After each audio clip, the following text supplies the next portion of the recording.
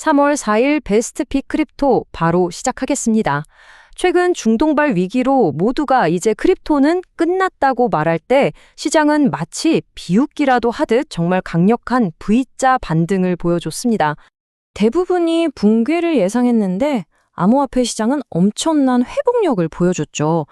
아니 대체 이 위기 속에서 어떻게 이렇게 드라마틱한 반등이 가능했을까요?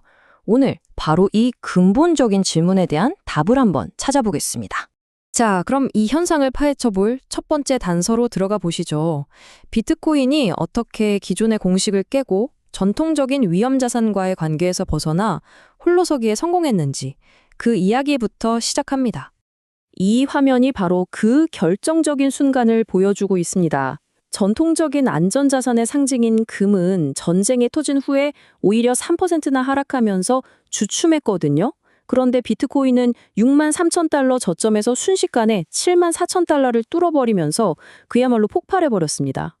과거의 공식이 완전히 깨져버린 거죠. 그러니까 여기서 가장 중요한 포인트는 이겁니다. 전 세계 투자자들이 이제 비트코인을 단순한 투기 자산으로 보는 게 아니라 기존 금융 시스템이 흔들릴 때를 대비한 근본적인 안전장치, 말 그대로 최후의 보루로 보기 시작했다는 겁니다. 바로 이게 이번 반등의 핵심 동력이죠. 저희는 앞으로도 이런 시장의 근본적인 변화를 계속해서 깊이 있게 분석해 드릴 거니까요. 최신 정보를 놓치지 않으시려면 지금 바로 구독과 좋아요를 눌러주세요. 자, 그럼 계속해서 진짜 이유를 파헤쳐 보겠습니다. 자, 이제 가격 차트 한꺼풀 더 벗겨보겠습니다. 이 엄청난 반등 뒤에서 조용하지만 아주 기민하게 움직였던 기술적 신호들, 그리고 소위 스마트 머니는 대체 뭘 하고 있었는지 추적해보죠. 데이터를 보니까 주간 RSI, 즉 상대 강도 지수가 26.84를 찍었습니다. 이게 어느 정도냐면요. 시장이 그야말로 공포의 도가니였던 2022년 FTX 붕괴 사태 이후 가장 낮은 수치입니다. 통계적으로 이런 숫자는 시장이 바닥에 근접했다는 아주 강력한 신호이고 곧이어 엄청난 반등이 올 수 있다는 예고나 마찬가지죠. 바로 이 신호를 보고 시장의 고래들, 즉 주요 기관들이 아주 결정적으로 움직였습니다. 하버드 기금은 이더리움의 네트워크 가치를 보고 8,680만 달러를 투자했고요. 친암호화폐 인사인 케빈 워시가 차기 연준 의장으로 거론되자 무려 5억 3천만 달러 규모의 숏 스퀴즈가 터졌습니다. 이 숏 스퀴즈라는 건 가격 하락에 베팅했던 사람들이 손실을 막기 위해 어쩔 수 없이 다시 사들이면서 가격 상승을 더 부채질하는 현상을 말하죠.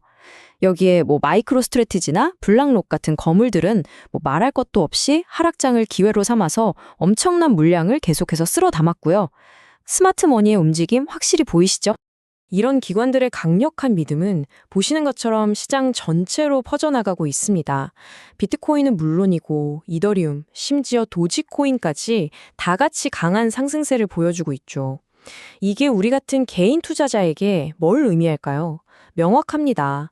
거대하고 안정적인 돈이 시장의 허리를 받쳐주면서 과거보다 시장의 바닥이 훨씬 더 단단해졌다는 뜻입니다.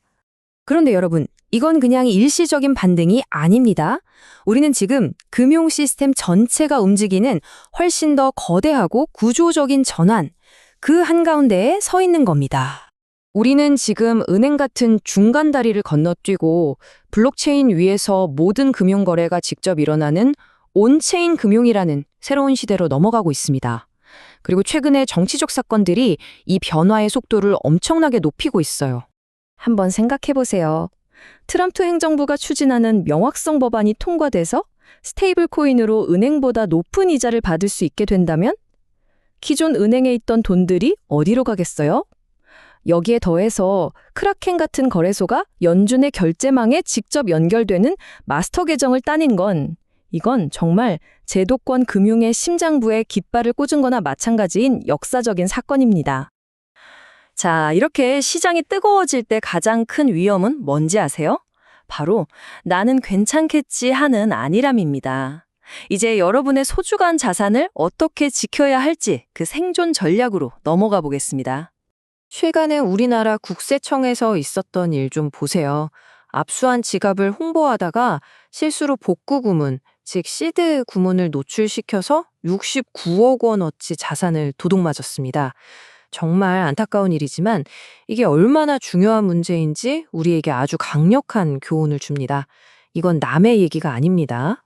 여러분의 자산을 스스로 지키기 위해서 이 세 가지 시드구문 보안 원칙은 타협하시면 안 됩니다. 절대 사진 찍지 마시고 컴퓨터나 스마트폰에 파일로 저장하지 마세요. 반드시 물리적인 종이에 직접 손으로 적어서 안전한 금고에 보관하셔야 합니다. 꼭 약속해 주세요. 자, 이걸 바탕으로 한 3월 투자 전략 가이드라인입니다. 첫째, rally to rent.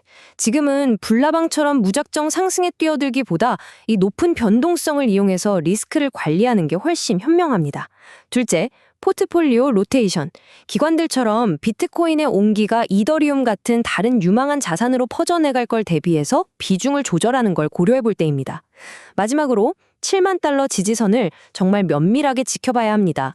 여기가 심리적으로나 기술적으로 아주 중요한 분기점이라서 만약 여기가 무너지면 추가 조정을 염두에 두고 분할 매수로 차분하게 대응하는 전략이 필요합니다. 그래서 여러분께 마지막으로 던지고 싶은 가장 중요한 질문은 바로 이것입니다. 우리는 지금 이 시장의 상승세를 잠시 빌려 타고 있는 걸까요? 아니면 새로운 금융 시스템의 장기적인 주인이 될 수 있는 근본적인 변화의 기회를 잡고 있는 걸까요? 비트코인은 더 이상 단순한 투기가 아닙니다. 다가올 미래 금융을 위한 일종의 보험입니다. 부디 철저한 원칙과 보안으로 이 엄청난 기회를 꼭 잡으시길 바랍니다. 시청해주셔서 감사합니다.